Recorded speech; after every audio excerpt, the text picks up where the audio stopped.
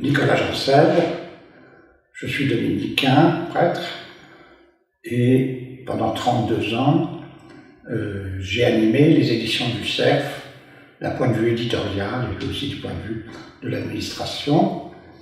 Et c'est comme cela que, dans le cadre d'une rencontre dominicaine, j'ai fait connaissance du père Kim An-jong lorsqu'il présentait, en 1994, lorsqu'il présentait, ou 93, lorsqu'il présentait au père Régamé, père Pi Régamé, ses œuvres.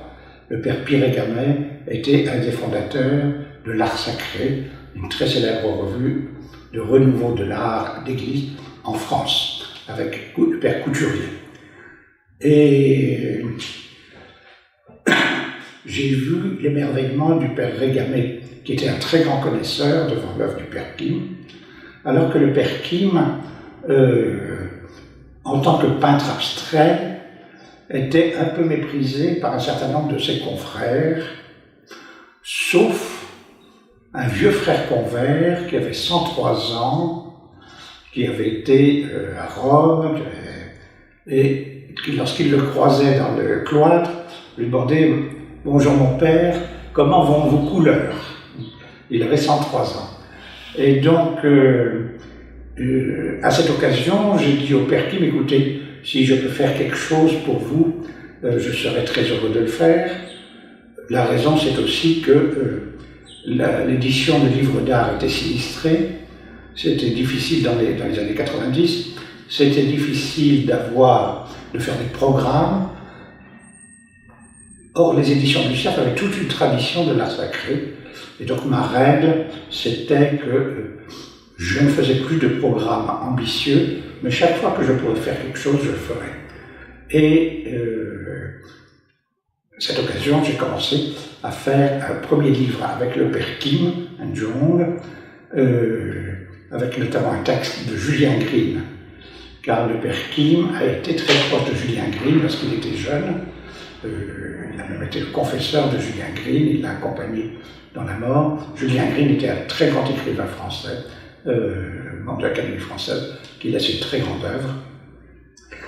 Et puis ensuite, le père Kim m'a dit « mais j'aimerais bien faire une rétrospective de mes œuvres ». On a commencé un premier gros livre. Et pour ce gros livre, j'ai organisé des contacts pour le lancement du livre, comme on dit. Et la personne qui m'a aidé pour ces contacts a eu une très bonne idée de s'adresser à l'aumônier des artistes en Belgique, de Bruxelles. Et la relation s'est très bien passée entre le père Kim An-jong et cet aumônier des artistes, de sorte qu'il y a eu une grande exposition des œuvres du père Kim An-jong dans la cathédrale de Bruxelles, la cathédrale Saint-Michel. Et le père Kim a, à cette occasion, rencontré le cardinal Danels. Et progressivement, est née de là une grande amitié. Le père Kim a toujours eu de la vénération pour les anciens. Vous savez, en Asie, il y a un culte des anciens, une vénération, et le père Kim vit avec cette vénération. Et il y a un certain nombre de personnes que le père Kim a beaucoup vénérées, comme ça, qui est beaucoup plus âgé que lui. Il y a eu le père Albert, un dominicain, un de ses confrères, qui est mort à 102 ans, et dont il s'est occupé toute sa fin de vie. Et puis, il y a eu progressivement le cardinal Danels, qui est devenu pour le père Kim un ami. C'était une révolution, parce que dans les années 50,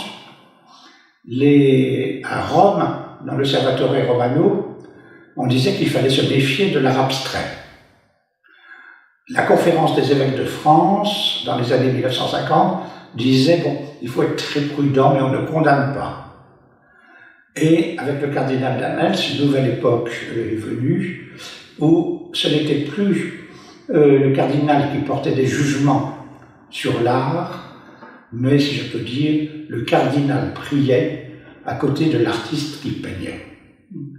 Et ce travail s'est développé le père Kim et le cardinal Danels ont fait ensemble une dizaine de livres.